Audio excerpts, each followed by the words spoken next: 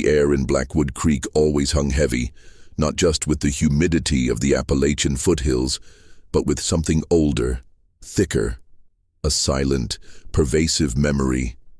It clung to the gnarled branches of ancient oaks, seeped into the cracked foundations of forgotten cabins, and whispered through the overgrown fields that stretched like forgotten dreams towards the hazy horizon. Dr.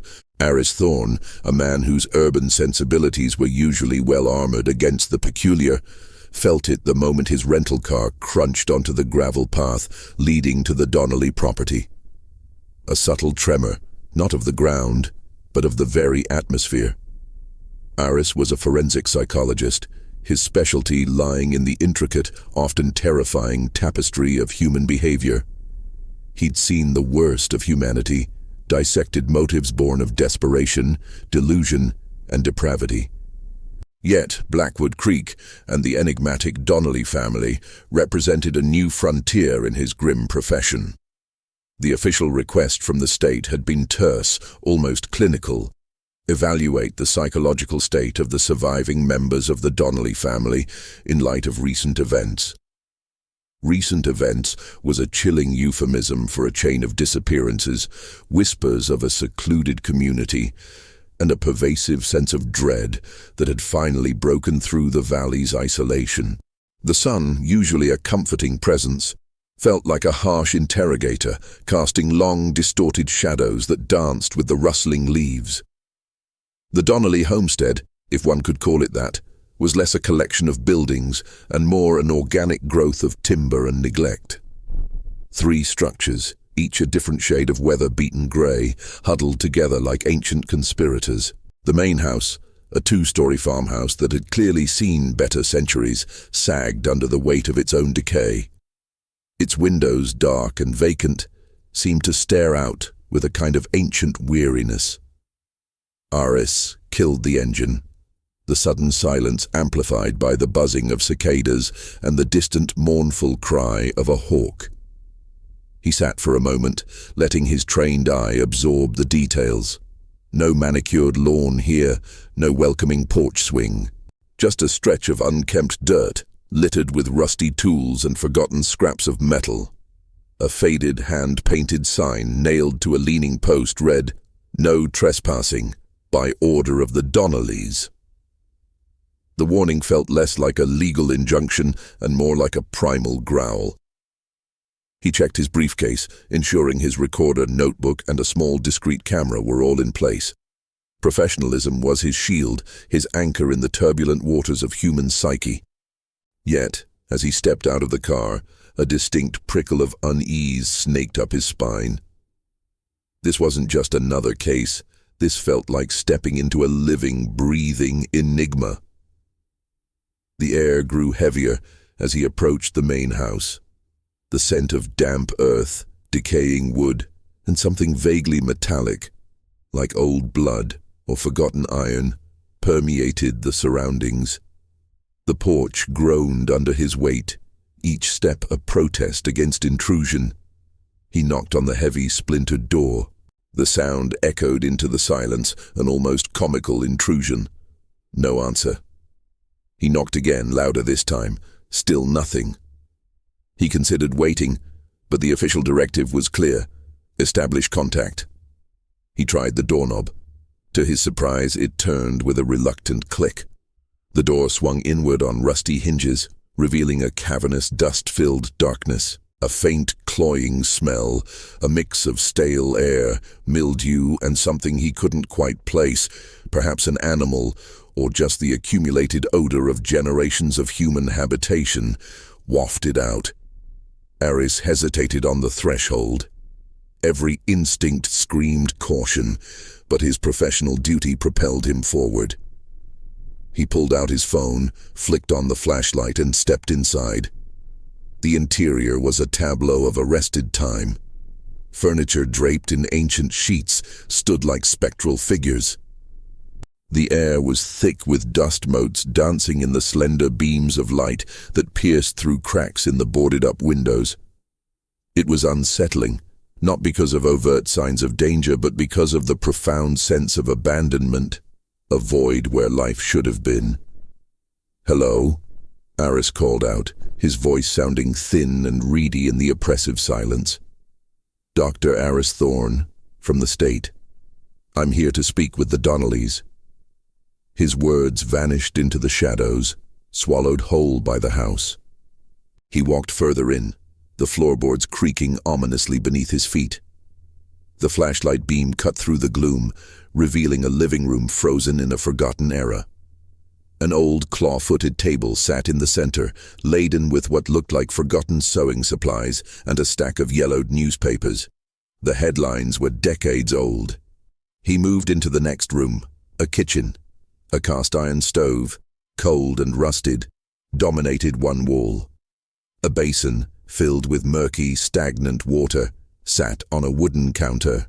The air here was even heavier, charged with an almost palpable tension. He felt watched, a primal sensation that warred with his scientific detachment. Suddenly, a faint sound reached his ears, a scuttling, followed by a soft whimper. It came from upstairs. Aris's heart rate quickened, but he maintained his composure. He ascended the creaking staircase, each step sending tremors through the ancient structure. The whimpering grew clearer, a small, pained sound. He reached the landing, the flashlight beam sweeping across a narrow hallway. 2 doors stood ajar. The whimpering seemed to emanate from the one on the left. He pushed it open slowly. The room was small, sparsely furnished. A cot, covered in a thin, tattered blanket, occupied one corner. And there, huddled beneath the window, a figure. It was a girl, no older than 10, with wide, terrified eyes that seemed to absorb all the light in the room. Her hair was matted, her clothes filthy. She clutched a dirty, handmade doll to her chest. She didn't scream, didn't try to run. She just stared at him, her whimpers turning into soft, almost inaudible gasps. Her face, partially obscured by strands of hair, was pale and smudged. But it was her eyes that truly arrested Aris, large, unblinking, and filled with an ancient, fathomless fear. And in their depths, Aris saw not just terror, but something else, something deeply disturbing and utterly unexpected. A chilling familiarity.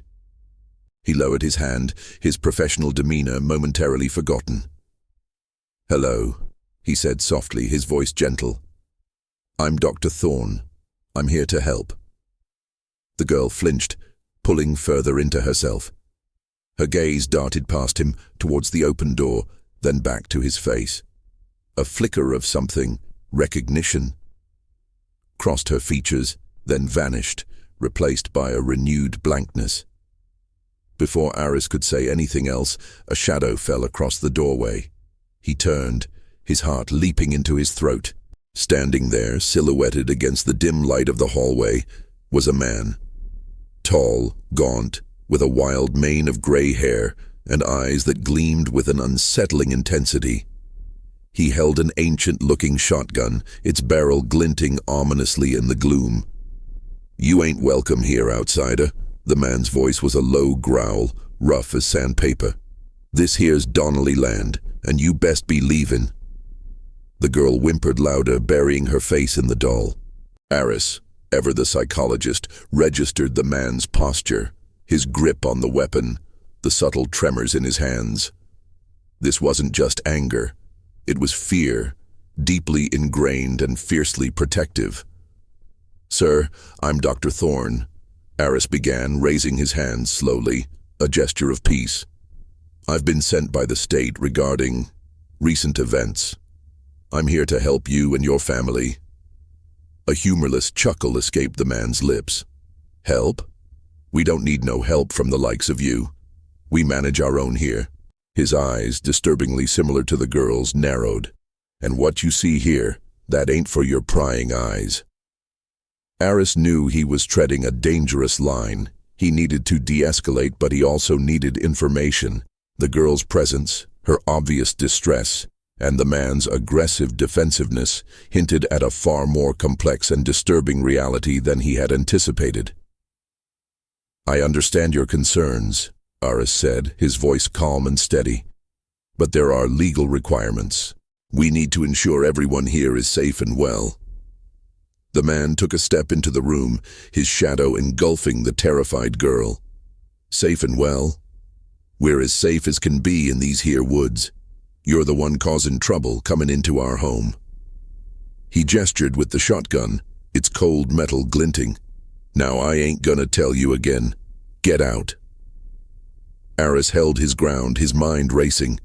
The girl's eyes, fixed on his, seemed to plead for something he couldn't yet articulate. The man's stance, while threatening, also betrayed a deep-seated vulnerability, a fear of the outside world, a fierce possessiveness born of isolation. This wasn't just a confrontation, it was a desperate plea for autonomy, for a way of life that was rapidly unraveling. He slowly lowered his hands, meeting the man's gaze. "I'm not leaving until I understand what's happening here," Aris stated, his voice firm, projecting authority without aggression. "And I promise you, if you cooperate, this will be much easier for everyone involved."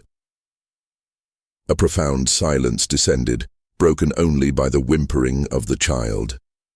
The man's eyes, wide and almost feral, searched Aris's face, seeking an answer to an unasked question.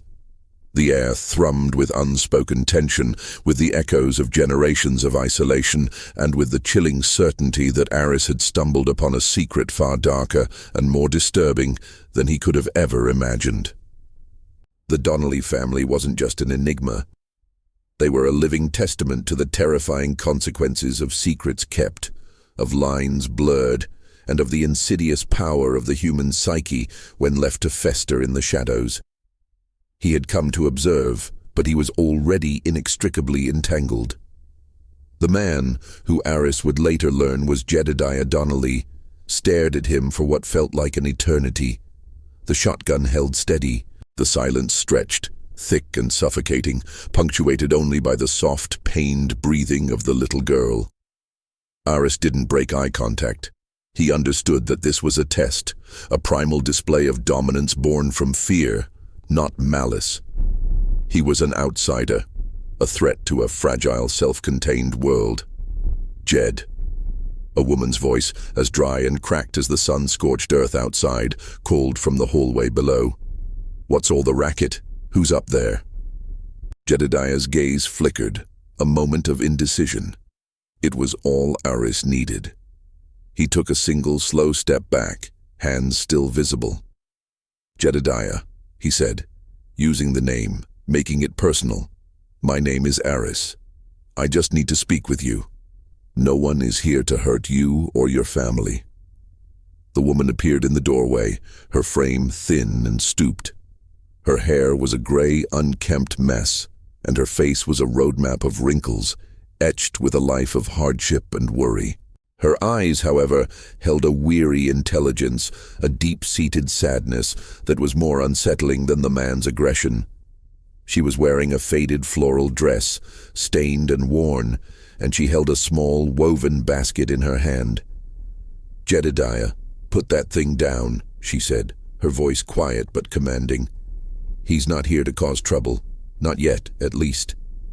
She eyed Aris with a look that seemed to peel back his layers, seeing not just his suit and his briefcase, but the questions churning in his mind. "We've been expecting someone from the state," she said, turning her attention back to him. "Just didn't reckon it'd be so soon. And we didn't reckon on you coming in without knocking proper." Aris's mind raced. He had knocked, but the sound was swallowed by the house's decay. "I apologize," he said sincerely. "The door was unlocked, and I was concerned." The woman, whom he would come to know as Margaret, gave a faint, cynical smile. "Concerned about a family of Donnellys? Lord, you're the first one in a long time. Come on down, boy. Let's get out of this dust trap." She gestured towards the stairs. "Jedediah, you bring the child with you, and leave that shotgun in the hall." Jedediah hesitated, his eyes still fixed on Aris, but the authority in Margaret's voice was absolute. He nodded slowly, lowering the weapon and placing it against the wall. Then he moved towards the little girl, reaching for her hand. The girl, however, recoiled from his touch, scrambling away and pressing herself harder against the wall. A silent, gut-wrenching refusal. Jedediah's face crumpled with a mixture of pain and frustration. "Let her be, Jed," Margaret said softly. "She'll come when she's ready." She looked at Aris, a silent plea in her eyes. "She's skittish, doesn't take to new faces." Aris nodded, understanding. The girl's reaction wasn't just fear of a stranger, it was a rejection of the man who was clearly her father or some other close relative. It was a detail he would file away, a crucial piece of the puzzle. They descended the creaking stairs and settled in the kitchen. The room, while still heavy with the scent of age and neglect, was slightly more lived in than the rest of the house. A few mismatched chairs were pulled up to a rough-hewn table. Margaret set the woven basket down on the table, revealing a half-eaten loaf of bread and a few bruised apples. "Sit," she said, gesturing to a chair. Jedediah remained standing, a silent, brooding presence in the corner of the room, his eyes never leaving Aris. Aris sat, placing his briefcase on his lap. He opened his notebook, the act of doing so providing a sense of normalcy in the utterly abnormal situation. He looked at Margaret. "I'm here because of the recent disappearances," he began, his voice professional and calm. "The state needs to understand what happened to the people who came here." Margaret's face tightened. "They came looking," she said, her voice flat. "Looking for what they think is ours. They're scavengers, reporters looking to pick at our bones. Just like you." "I am not a reporter," Aris corrected her gently. "I am a doctor. I'm here to ensure that the living are safe and sound. We need to know where the others went." Jedediah let out a low, guttural sound from his corner. "They left," he said, his voice a gravelly whisper. "They left to live in the woods, like we're supposed to. We told them to go, but they didn't listen." "Jedediah," Margaret said, a warning in her voice. "We don't need to be telling him all our business." She turned to Aris. "The family is divided. Some believe in the old ways, in staying on the land, in isolation. Others, they got a notion to go out into the world. It caused friction. Some decided to leave. We haven't seen them since." Aris listened, his mind working. The old ways was a vague but loaded term. It spoke of deep-seated traditions, of a cultural isolation that had bred its own rules and its own truths. The friction and leaving was a convenient and likely simplified explanation for the disappearances. He needed to dig deeper. "What's your relationship to the people who disappeared?" Aris asked, directing the question to both of them. Jedediah spoke before Margaret could. "Their family," he said, his eyes now filled with a strange, sorrowful light. "My brothers, my sisters, my kin, all of them, just like me and—" He paused, his gaze drifting to the staircase. Margaret's expression was unreadable. She just watched Aris, her eyes holding a lifetime of secrets. "We're a small family," she said, her words carefully chosen. "We've been on this land for generations. There's not many of us left. The younger ones, they don't have the same conviction." Aris nodded, feigning acceptance. The pieces were starting to fit, but the picture was still blurry and distorted. The family's insularity, their distrust of outsiders, the conflicting stories. He had to tread carefully. He needed to build a rapport, to break through their defenses. "I need to speak to the child," Aris said, his voice firm but not demanding. "And anyone else who is here." Jedediah tensed. "She's not going to talk to you," he spat out. "She's afraid." "Then I need to find out why," Aris countered, his gaze unwavering. "Fear is not something to be ignored. It's a signal, a warning." He looked at Margaret. "I'm a psychologist. I can help her." Margaret studied him for a long moment, a silent assessment. Aris could feel her weighing the pros and cons, the risks of letting him in against the potential of his help. He noticed a faint tremor in her hands as she clutched the edge of the table, a sign of stress, of a secret so heavy it was physically manifesting. "You can talk to her," Margaret finally said, her voice a low whisper. "But not here, not now. She's not ready. You can come back tomorrow, at noon. We'll be ready." Aris knew this was the most he would get for now. He was being given a chance, a sliver of an opening into their world. He stood up, placing his notebook back into the briefcase. "Tomorrow at noon, then," he said, zipping it shut.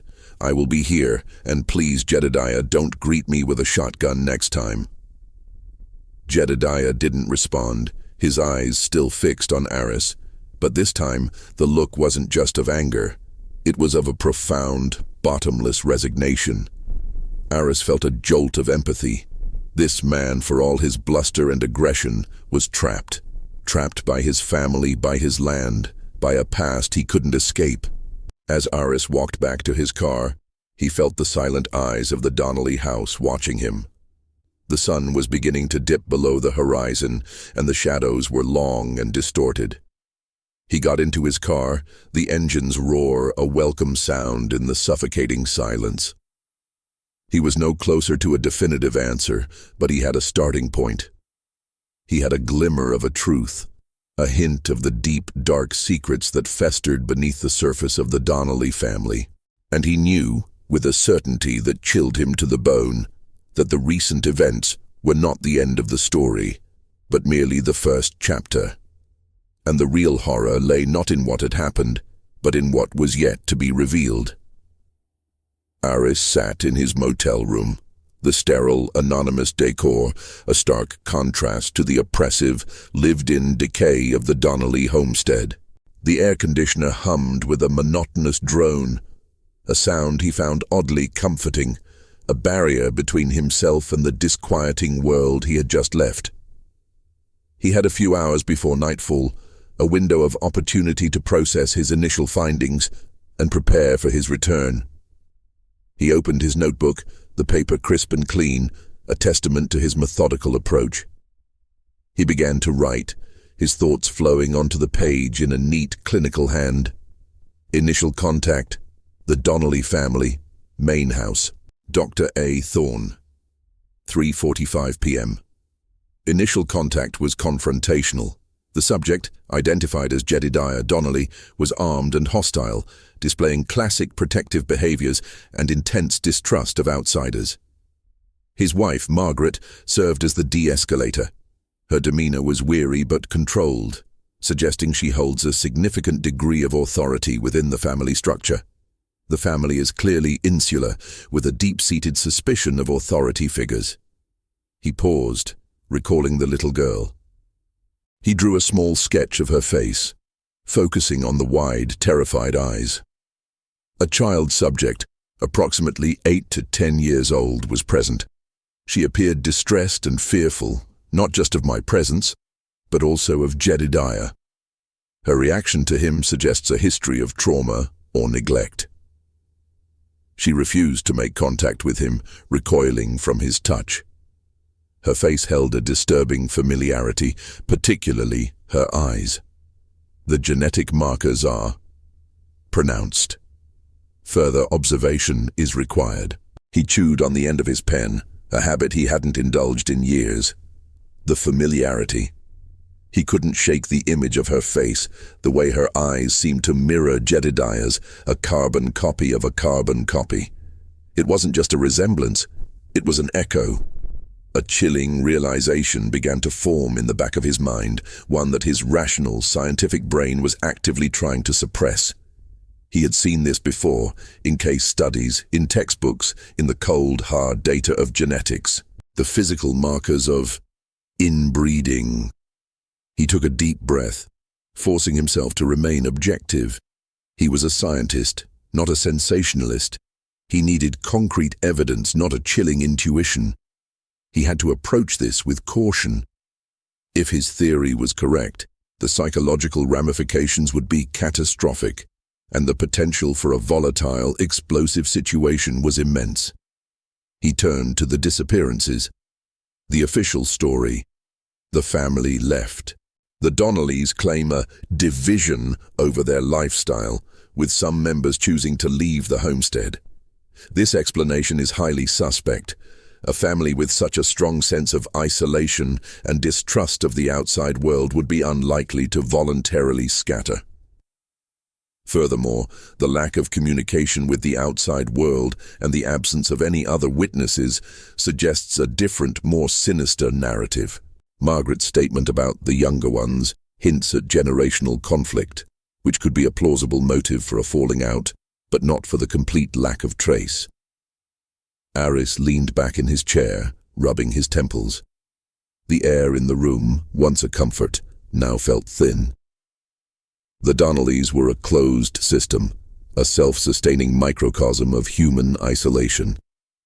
The disappearances, he was convinced, were not an act of migration, but an act of something else. He couldn't bring himself to write the word murder without more proof, but the evidence was beginning to mount. The hostile reception, the child's terror, the blatant lie about the family members' whereabouts. He thought back to the house itself. The boarded-up windows, the dust-covered furniture, the sense of frozen time. It was as if the family had stopped living decades ago, retreating into their own world. But life, he knew, always found a way. A house like that, with so many people, would be a hotbed of conflict, of festering emotions, of deep-seated resentments. The old ways Margaret spoke of, they were a cage, and cages, he knew, eventually break. He needed to find the others, not the ones who had left, but the ones who were still there. Jedediah and Margaret couldn't be the only adults. He remembered the faint whimper from the staircase, the sound of movement in the house. It wasn't just the child. There were others, hiding. The thought sent a shiver down his spine. The Donnellys were not just a family, they were a community of secrets. And the most dangerous secrets were the ones kept from within. He had to change his approach for tomorrow.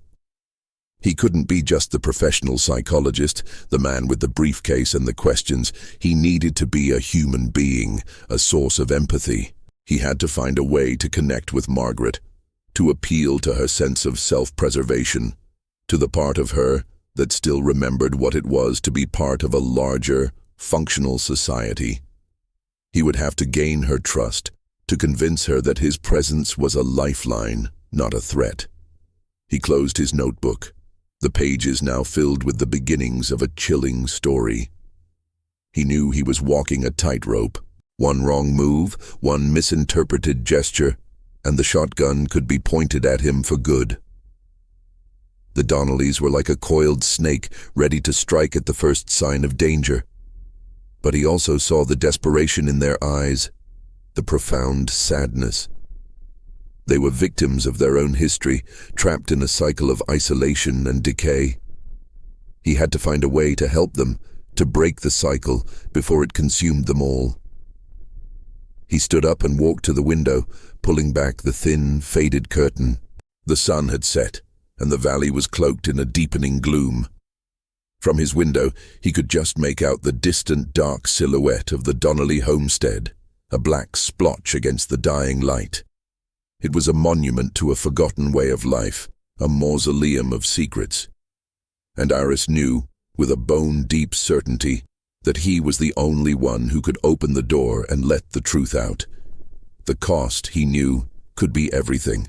The next day, the air was just as heavy, but Aris felt a different kind of tension building inside him. It wasn't just the dread of the unknown, it was a focused determination.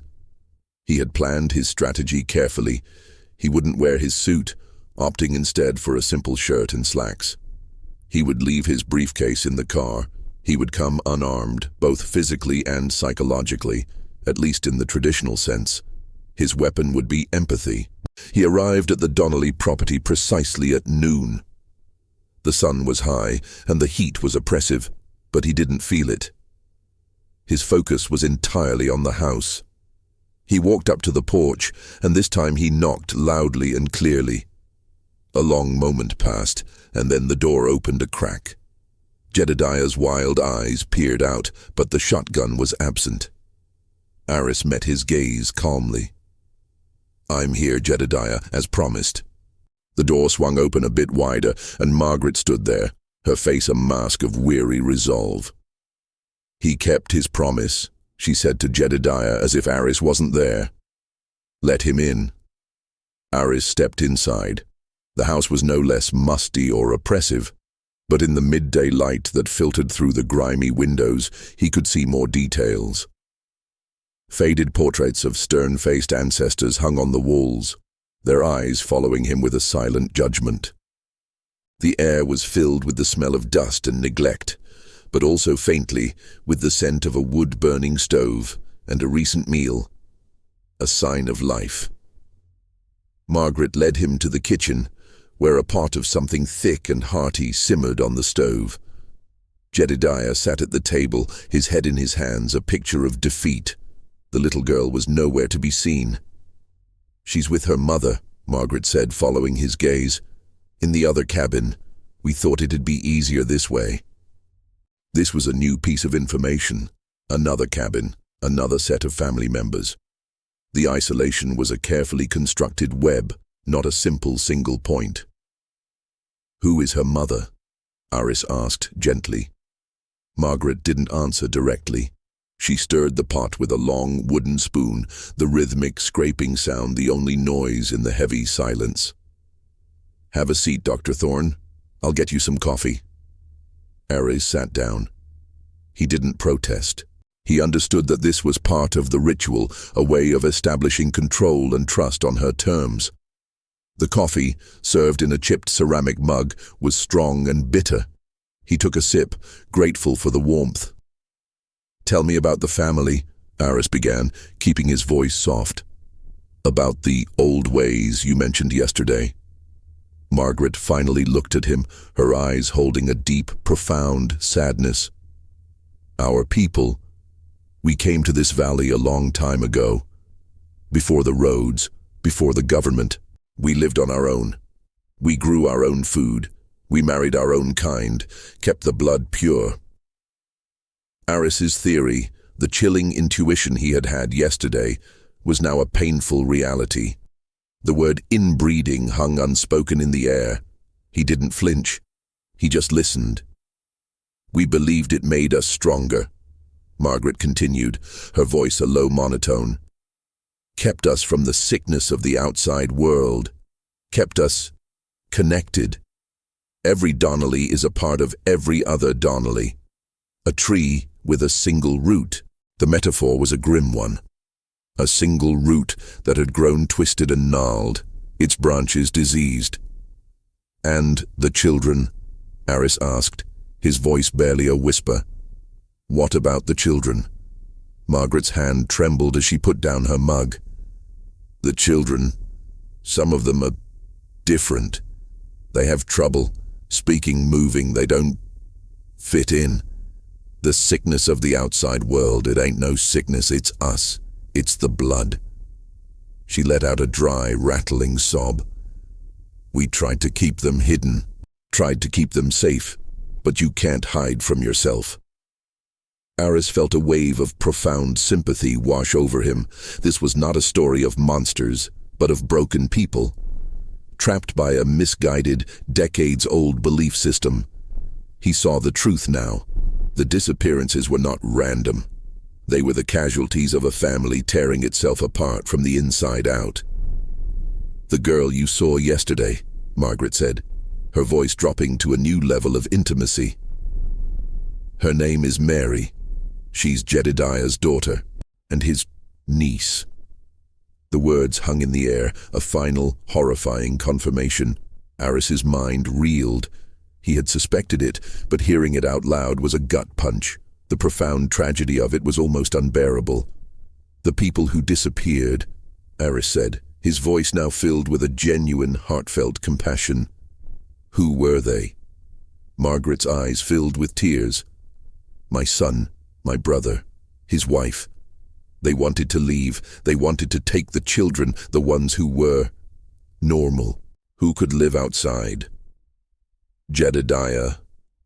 He tried to stop them. He didn't want the family broken. He didn't want to lose them. Aris looked at Jedediah, who still sat slumped at the table, a picture of profound despair. This wasn't the face of a cold-blooded killer. It was the face of a man who had made a terrible, desperate choice out of a twisted sense of love and preservation. A man who had broken his own family to keep it whole. "Where are they?" Aris asked, his voice barely a breath. Margaret shook her head, a tear tracing a path through the grime on her cheek. "Jedediah, he tried to stop them from leaving. There was a fight, a terrible fight, in the woods, near the old well." The word well sent a jolt of ice through Aris's veins. He knew what a well meant, a perfect place to hide something, a deep, dark secret. "Jedediah," Aris said, turning to the man, "you need to tell me what happened. You need to tell me everything." Jedediah raised his head, his eyes so like Mary's, now filled with a chilling, vacant stare. He looked at Aris, then at Margaret, a moment of profound, painful connection passing between them. He finally let out a long, ragged breath, a sound that seemed to carry the weight of generations of sin. "They're not gone," Jedediah said, his voice a hoarse whisper. "They're just home." The words were an enigma, a puzzle Aris had to solve. The secret was not a simple act of violence. It was something else, something born of a twisted love and a desperate desire to keep the family together, no matter the cost. The psychological mystery had deepened, and Aris knew that to understand the Donnellys, he had to go not just to the depths of their minds, but to the darkest, most secret corner of their land. The old well. The truth, he knew, was at the bottom of it. The midday sun beat down relentlessly, turning the oppressive humidity into a suffocating blanket. Aris, with Jedediah and Margaret walking ahead, felt a grim sense of purpose. Margaret had confessed the location of the fight, the old well, and now, with Jedediah's haunted, vacant stare and her weary resignation, Aris knew the time for pretense was over. He was no longer just a psychologist, he was an investigator. He had to uncover the truth to help them, and the truth he knew was going to be ugly. They walked in silence through a thicket of overgrown trees and thorny bushes, the path barely visible. The air was filled with the hum of insects and the distant caw of crows, a soundtrack of foreboding. Aris's mind raced, piecing together the fragmented story. The family, a product of decades of isolation and inbreeding, was a ticking time bomb. The generational conflict, the desire of some to escape, the desperate attempt of others to hold on. It was a recipe for tragedy. Jedediah, his shoulders hunched, led the way. He moved with a shuffling gait, his movements a mixture of profound exhaustion and a grim determination. He was a man going to his own private execution, a man forced to face the consequence of his actions. Margaret walked beside him, her hand occasionally reaching out to touch his arm, a silent, comforting gesture. They were accomplices, but also victims of a life they had no part in choosing. They finally emerged into a small clearing. In the center, half hidden by weeds and wild brush, was a circular stone structure, a well. It was old, its stones moss-covered and crumbling, a testament to a forgotten time. The air around it felt colder, a stark contrast to the stifling heat. The silence was absolute, as if the well itself had swallowed all the sound. Jedediah stopped, his head bowed. He pointed a trembling hand towards the well. "This is where it happened," he said, his voice a dry whisper. "They were leaving. My brother, Jacob, his wife, Sarah. They had the children with them, 2 of them. One of them, normal, healthy. They wanted to take them away from the way things are." He looked at Aris, his eyes filled with a raw, agonizing pain. I tried to stop them, not with hate, with love, with fear. I couldn't let them go. We have to stick together. That's what we were taught. Aris nodded, his throat tight. He understood. It was a twisted, horrific kind of love, but it was love nonetheless. A desire to protect a way of life, even if that way of life was a slow-motion catastrophe. There was a fight, Margaret said, her voice hollow. Jedediah, he didn't have the shotgun. They were just fighting with their hands. Jacob, he was strong, but Jedediah was desperate. He tripped Jacob, and he fell. She pointed to the edge of the well. He hit his head on the stone. He didn't get up. A chilling sense of dread washed over Aris. He knew what was coming. Jedediah continued, his voice now a pained confession. Sarah, she saw it all. She screamed. She ran. She tried to get the children away, but I was so angry, so scared, I ran after her. She was trying to hide the children in the barn. She kept screaming at me, calling me a monster. I couldn't stand it. So I grabbed her, and I pushed her down the well. The words hung in the air, a confession of a double homicide. But Aris's mind was still racing. The disappearances. There were more than just Jacob and Sarah. What about the children? And the children? Aris asked, his voice low and calm, forcing himself to remain objective. What happened to the children? Jedediah looked at Margaret, and a silent, desperate communication passed between them. Margaret looked away, unable to meet Aris's gaze. They're safe, Jedediah said, his voice now flat, devoid of emotion.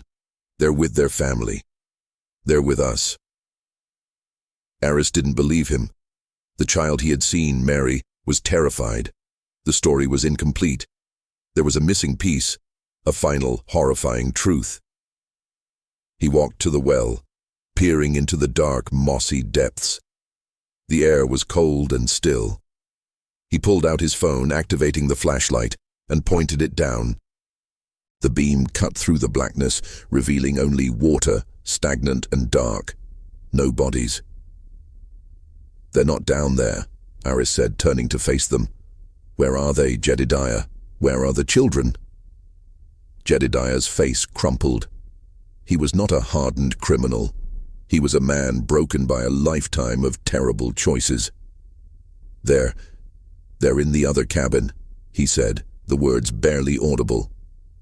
With the others. My sister Rachel, and her husband Silas, the ones we keep hidden. Aris felt a jolt of sick realization.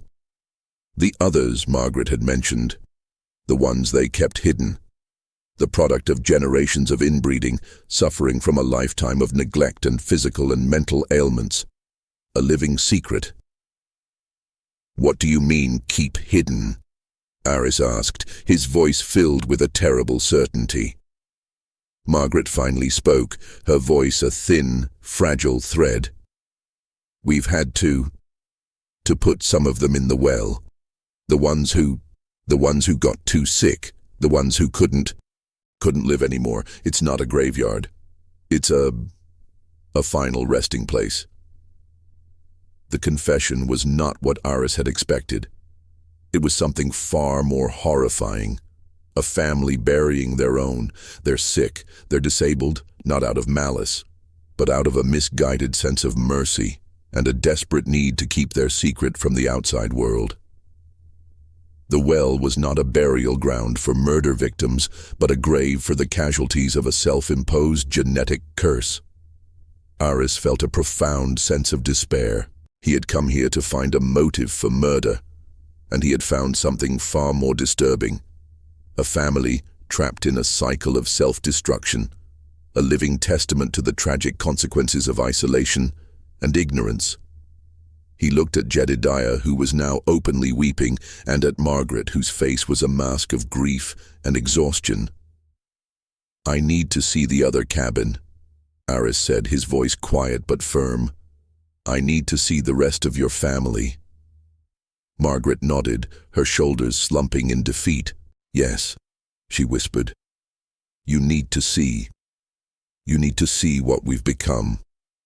The truth was not just in the well, but in the living, breathing, and suffering members of the Donnelly family.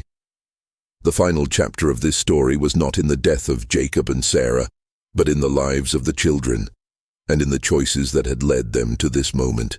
The story of the Donnellys was a tragedy of the human condition, a chilling tale of how isolation, when left unchecked, can turn the bonds of family into a prison and a sanctuary into a tomb.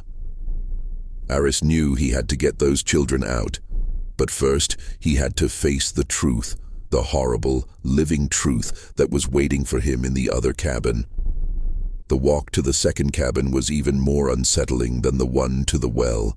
Jedediah and Margaret, now completely broken, led the way, their gait a slow, painful march of confession. Aris followed, his mind in a state of clinical shock. The Donnellys weren't a family of murderers in the traditional sense. They were a family of caretakers, of victims, forced to make impossible choices in a world that had forgotten them. The horror was not an act of malice, but a slow, agonizing decay, a genetic and psychological rot that had consumed them from within. The second cabin was smaller than the main house, a squat, unpainted structure that looked more like a tool shed than a place of habitation. No windows were visible, and the door was a heavy, bolted piece of timber. A faint, high-pitched keening sound emanated from inside, a sound that made the hairs on Aris's neck stand on end. Jedediah stopped at the door, his hand trembling as he reached for the bolt. You need to be quiet," he said, his voice a hoarse whisper. "They get agitated." He slid the bolt back with a grinding noise, and the sound inside stopped abruptly. A profound, unnatural silence fell over the cabin. Jedediah pushed the door open, revealing a small, dark interior. The air that rushed out was stale and heavy, filled with the scent of unwashed bodies, filth, and something else. A coppery, metallic smell that Aris recognized instantly as the scent of sickness. Aris's flashlight beam cut through the darkness, illuminating the scene. The cabin was a single room, its walls lined with rough-hewn cots. Huddled on each cot was a figure, their forms shrouded in tattered blankets. They lay in an eerie stillness, their bodies curled in on themselves. A single lantern, its light a flickering ember, sat on a small table in the corner, casting long, distorted shadows. Margaret walked to the first cot, pulling back the blanket. Aris felt his stomach lurch. The figure was a woman, her face twisted into a permanent grimace, her limbs thin and contorted. Her eyes, wide and vacant, stared at the ceiling. She was unresponsive, her body shaking with a barely perceptible tremor. "This is Rachel," Margaret said, her voice filled with a terrible maternal sorrow. "My sister. She's been like this for years, since the last child was born." Aris knelt, his professional training kicking in.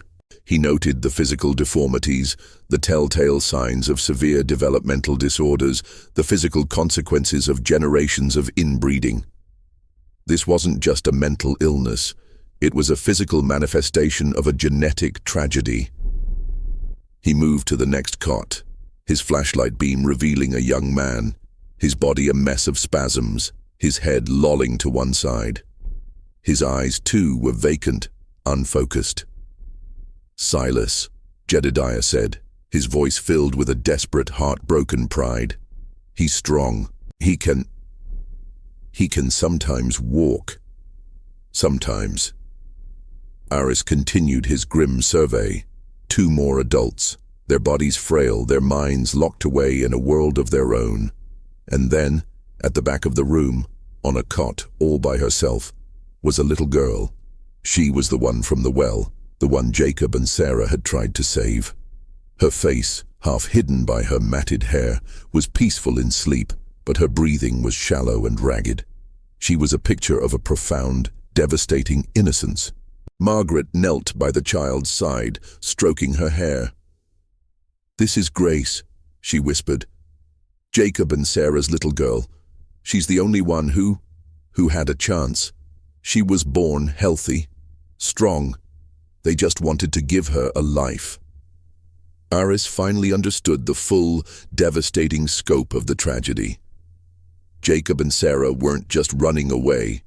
They were trying to save their child, to give her a life free from the genetic curse that had consumed their family. And Jedediah, in his twisted, desperate love, had stopped them, believing he was protecting the family, when in reality he was only condemning them to a slow, painful death. He looked at Jedediah and Margaret, their faces now contorted with a mixture of grief, shame, and a profound, bottomless exhaustion. They weren't monsters. They were victims. Victims of a life of isolation, of a misguided sense of tradition, of a genetic curse that had turned their family into a tomb. We tried to keep them safe, Jedediah said, his voice a pained whisper. We gave them a home. We fed them. We took care of them. The doctors, they came once, long ago. They took one of them, said they were going to help, but they never brought him back. We didn't want to lose any more of them. We didn't want to lose our family. The story was not a tale of a shocking crime, but a devastating drama of human frailty. The Donnellys had been living in their own private hell, a world of sickness, suffering, and a desperate, misguided love that had led to tragedy. The disappearances were not a random act of violence, but a last, desperate act of self-preservation, a failed attempt to escape a life they could not control. Aris knew what he had to do. He had to get those children out. Not just Grace, but all of them. He had to give them a chance at life, a life free from the cycle of suffering and decay. He had to break the chain. He stood up, his mind clear, his purpose renewed. "You can't do this anymore," he said, his voice firm but not accusatory. "You can't keep them here. They need help, real help, not a prison. They need doctors. They need a life. And you need a life too. A life free from this. A life free from the secrets." Jedediah and Margaret looked at him, their faces filled with a mixture of fear and hope. The fear of an unknown world, and the hope of a life they had long since forgotten. "But what about the others?" Margaret asked, her voice trembling. "They'll come. They'll ask questions. They'll judge us. They'll take us away." "I can't promise you what will happen to you," Aris said honestly, "but I can promise you this. What you have here is not a family. It's a tragedy, and it's one we can end, together. You need to come with me. You need to tell the authorities what happened. For them, for the children, for yourselves." The air in the cabin was thick with emotion, with the ghosts of 1,000 unspoken fears and a desperate silent plea for a better life. The Donnellys were a family on the brink, and Aris was their only hope. He had to convince them to step out of the shadows, to face their past, and to finally, truly, let go of the secrets that had consumed them. The hardest part of his mission was not to uncover the truth, but to convince them to live with it. The journey back to the main house was a long, silent procession of grief. The midday sun had begun its descent, casting a sickly yellow light through the trees. Aris walked with Jedediah and Margaret, their silence more profound than any conversation could ever be. The weight of their confessions hung in the air, a physical presence that bowed their shoulders and slowed their steps. Aris had offered no judgment, only a path forward, a glimmer of light in the darkness they had inhabited for so long. When they reached the house, Aris pulled out his phone. He had no signal. The valley's isolation, once a protective barrier for the Donnellys, was now a prison. He knew he couldn't leave them here. He had to get them out, to a place where they could be safe, where they could receive the help they desperately needed. And he had to do it before nightfall, before the darkness of the valley closed in on them once more. He looked at Jedediah. The man who had held a shotgun to his face just yesterday was now a shell of himself, his eyes vacant, his body slumped in defeat. "Jedediah," Aris said, his voice firm but gentle. "We have to go. We have to get the children. We have to leave this place." Jedediah flinched, a flash of fear in his eyes. "Leave. We can't. This is our home. This is where we belong." "This is not a home, Jedediah," Aris countered, his voice steady. "It's a tomb. You need to understand that. For the sake of the children, for the sake of Mary, you need to give her a chance at a real life." The mention of Mary seemed to break through Jedediah's resignation. He looked at Aris, a flicker of hope and desperation in his gaze. "Mary. She's not like them. She's normal. She's smart. She could have a life. You can do that? You can give her a life?" "I can try," Aris said honestly, "but you have to trust me. You have to let me help you. All of you." Margaret, who had been listening in silence, stepped forward. "We'll go with you," she said, her voice a whisper of weary resolve. "But we can't leave them, not alone. We have to take them all." Aris nodded. He knew it would be a logistical nightmare, a medical and legal impossibility, but he also knew he couldn't leave them behind. "Then we'll take them all," he said, his voice filled with a determination that surprised even himself. "We'll call for an ambulance. They'll need medical attention, and we'll get a team here to help. A team of people who understand, not just a cop and a reporter, people who can help them." They made their way back to the second cabin, a silent, grim procession. They entered the darkness, and Aris used his phone's flashlight to guide them. The figures on the cots were still and silent. Margaret and Jedediah, with a heart-breaking tenderness, began to rouse them. The movements were slow, painful, and agonizing. The adults stirred, their limbs shaking with a profound weakness. The children, Mary and Grace, were easier to wake. They looked at Aris with a profound, unblinking curiosity, their eyes holding a mixture of fear and hope. As they began the slow, painful process of walking back to the car, Aris made his call. It was a long shot, but he had to try. He used his satellite phone, a piece of equipment he had brought along for emergencies. The signal was weak, but it was enough. He explained the situation, the location, the number of people. He was met with skepticism, disbelief, but he persisted, his voice firm, his tone urgent. He was not just a psychologist. He was a witness to a human tragedy. "I have the Donnellys," he said into the phone, his voice steady. "They're alive. They're here. And they're not a threat. They're victims. I need an ambulance, and I need a team of social workers, and I need someone to come here, to this well, and to find the bodies of Jacob and Sarah." The dispatcher on the other end was silent for a long moment. "Are you sure, Dr. Thorne?" he finally asked. "The Donnellys? The missing Donnellys?" "Yes," Aris said. "They're here. They've confessed. They've told me everything, and they've agreed to come with me. They want to come home." He hung up the phone, the silence of the valley now filled with a different kind of tension. A tension of anticipation, of hope, of the first steps towards a new life. He looked at the procession of the Donnellys, their frail forms silhouetted against the setting sun. They were walking towards him, towards the light, towards a new life. He knew it wouldn't be easy. The road ahead would be long and arduous. They would face judgment, skepticism, and a world that was ill-equipped to understand their story. But they were no longer alone. They had him. They had each other. And they had the truth, a truth that would finally set them free. The story of the Donnellys was not a tale of a shocking crime, but a devastating drama of human frailty, a testament to the power of isolation, and a chilling reminder that the most terrifying monsters are not born but made by the choices we make and the secrets we keep.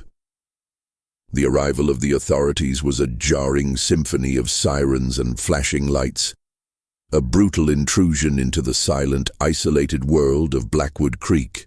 The valley, which had held its secrets for so long, was now illuminated by the harsh glow of police cars and ambulance lights. Aris stood by his rental car, watching the scene unfold, a mixture of relief and trepidation in his heart. The Donnellys, frail and disoriented, were being carefully helped into the ambulances. Margaret and Jedediah, their faces a mixture of fear and defiance, were being taken into custody. The lead investigator, a no-nonsense man named Detective Miller, approached Aris, his face a mask of weary professionalism. "Dr. Thorne," he said, his voice clipped, "you've caused quite a stir. Your report, it's a lot to take in." "It's a lot to witness," Aris said, his voice low. "The Donnellys are not what you think. They're not criminals. They're victims of circumstance, of their own history. You'll find the bodies of Jacob and Sarah, but you won't find a crime scene. You'll find the scene of a tragedy." Miller looked at him, his gaze skeptical. "A tragedy? They confessed to pushing 2 people down a well, Doctor. That's a crime." "It's a crime of desperation," Aris countered, his voice firm. "They were trying to keep their family together in the only way they knew how. They didn't know how to live in the world. They didn't know how to let go. They were forced to make a terrible choice, a choice born of a lifetime of isolation and a profound ignorance of the outside world."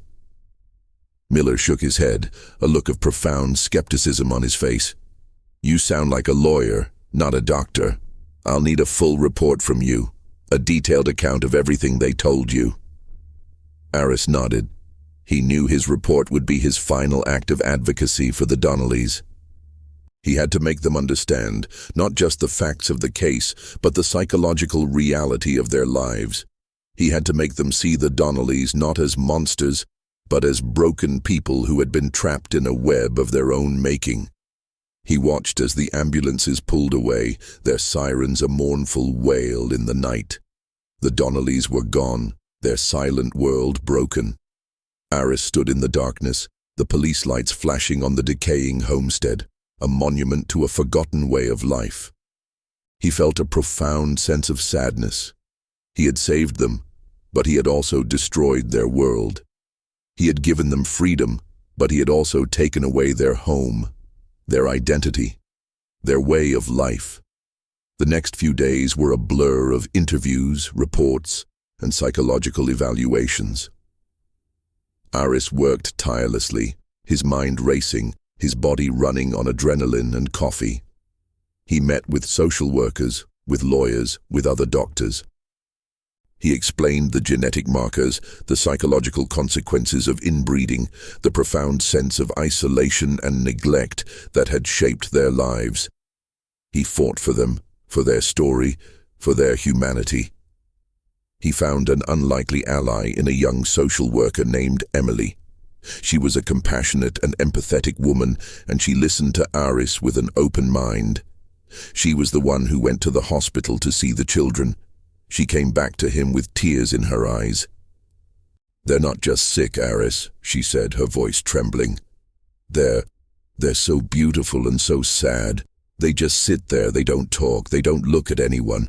But when you touch them, when you talk to them, they hold your hand. They look at you. They're not monsters.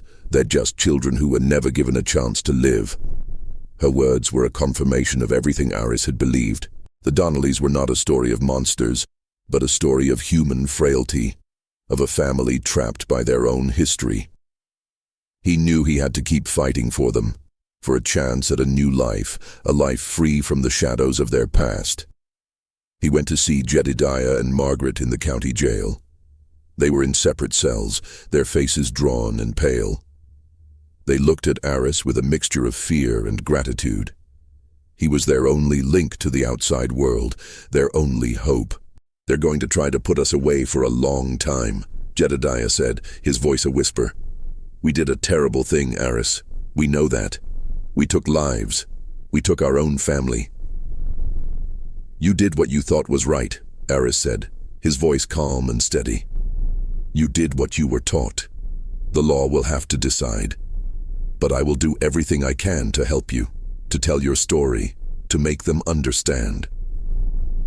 Margaret looked at him, her eyes filled with a profound sorrow. The children, are they safe? Are they all right? They're safe, Aris said. They're with doctors and social workers. They're being taken care of. They're going to get a chance to live, a chance you never had. A single tear rolled down Margaret's cheek. Thank you, she said, her voice filled with a profound, heartfelt gratitude. Thank you for not judging us, for seeing us for who we are.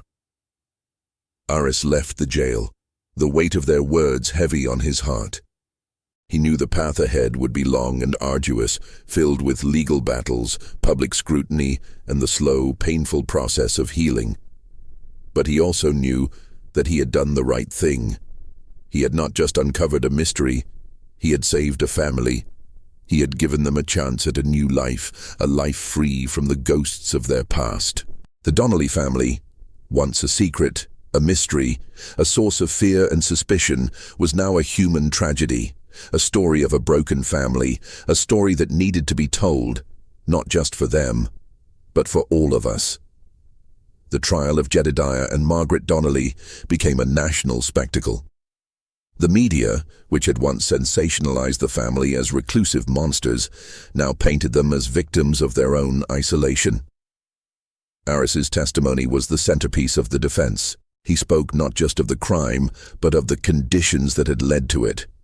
He detailed the psychological effects of generational isolation, the profound ignorance of the outside world, and the misguided, yet deeply held belief that their actions were a form of protection.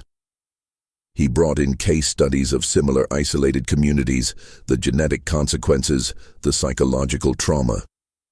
He argued that Jedediah and Margaret were not acting out of malice, but out of a desperate, twisted love. He presented the case of Mary, Grace, and the other children, now in the care of the state, as proof of the human cost of the Donnellys' way of life. He argued that the real tragedy was not a single act of violence, but a slow, agonizing process of decay that had consumed an entire family.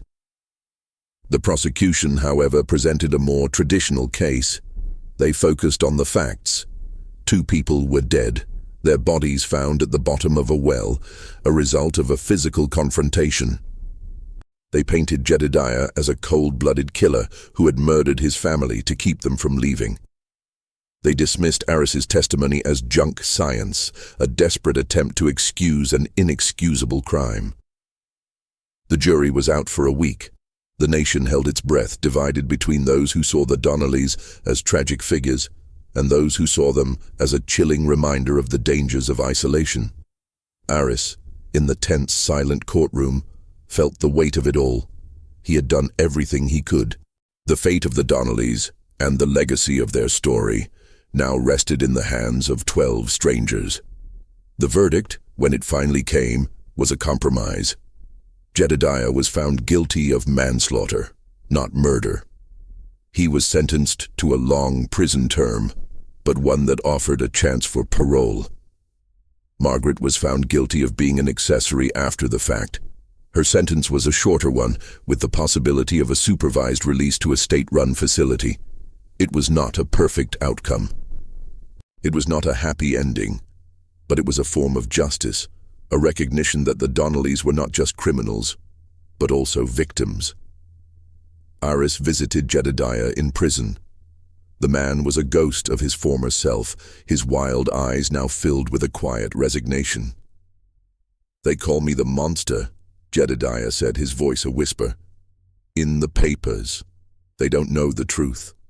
They don't know what it's like to live with a sickness inside you, to watch your own kin suffer. I did what I did out of love, Aris. A terrible, twisted love, but it was love all the same." "I know," Aris said, his voice low. "And now, you have a chance to do something else, to live with that love in a new way, a way that doesn't hurt anyone." Jedediah nodded, a single tear rolling down his cheek. I just hope I hope they have a good life. A life free from the shadows. Aris promised him that they would. He visited the children regularly. They were in a state-of-the-art facility, receiving the best medical care and psychological counseling. Mary and Grace, the two healthiest of the group, were making remarkable progress. They were learning to read, to write, to speak.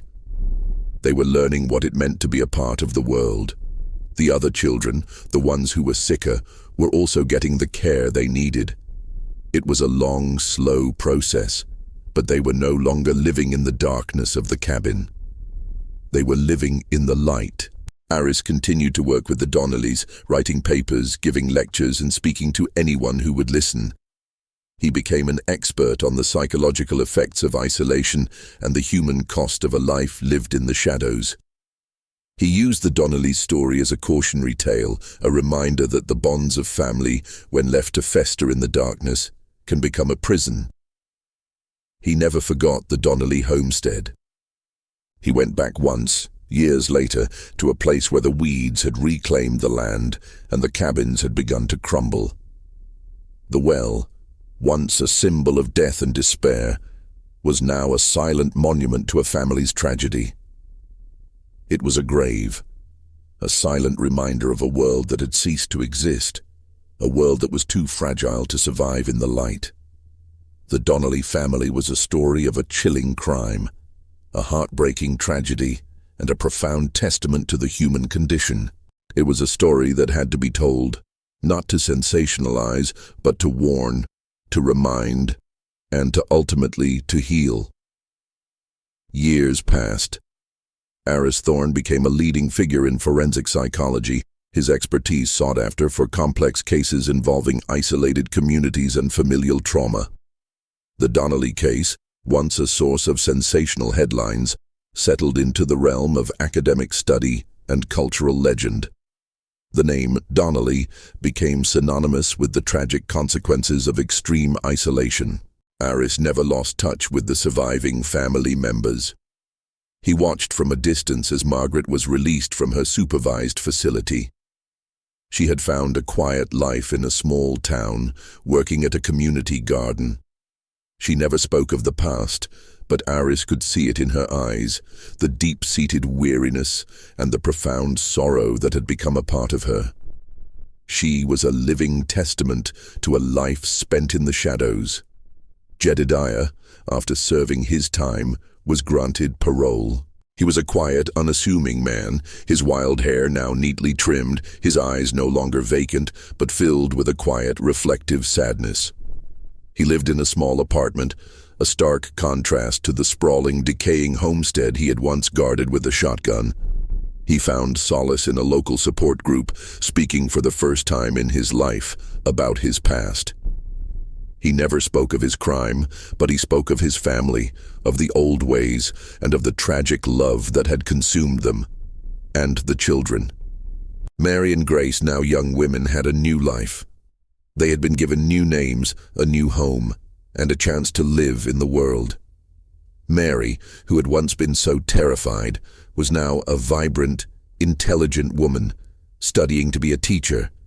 She had a passion for books, for stories, for a world she had once only dreamed of. She never spoke of her past, but she held a profound empathy for those who were different, for those who were living in the shadows. Grace, her younger sister, was more reserved. She was an artist, her work a haunting, beautiful representation of a world she had once known. Her paintings were filled with dark, twisted trees, with houses that seemed to bleed into the landscape, with figures that were both beautiful and terrifying. Her art was a way of processing her past, a way of giving a voice to a story that had no words. Aris, in his later years, wrote a book about the Donnelly case. It was not a sensational tell-all, but a psychological study, a profound meditation on the human condition. He wrote about the dangers of isolation, the devastating effects of inbreeding, and the profound and often tragic power of family. He dedicated the book to the Donnellys, to the living and the dead, and to the story that had changed his life forever. The book became a bestseller. It was not a story of monsters, but a story of humanity. It was a cautionary tale, a reminder that the world we live in is not a safe place. But it is a world we can change. We can reach out to those who are living in the shadows. We can offer a hand. We can offer a life. Aris, in his final years, would often return to the valley. The Donnelly homestead was now a field of wildflowers and tall grass, a testament to a world that had been reclaimed by nature. The well, once a symbol of death, was now a silent monument to a family's tragedy. He would sit on a rock, watching the sun set over the Appalachian foothills, and he would think of the Donnellys. He had found them, and he had saved them. But he had also taken their world away. He had given them freedom, but he had also left them with the profound burden of living with the truth. The Donnelly family's story was not a simple case of murder. It was a complex, heartbreaking story of a family trapped by their own history, a story that was a testament to the power of isolation, the devastating consequences of secrets kept, and the profound and often tragic choices we make in the name of love. The story was not just a chilling tale, it was a human drama, a story that was, and would always be, a part of the American landscape. And Aris, the man who had found them, was now a part of their legacy, a silent witness to a story that would never be forgotten.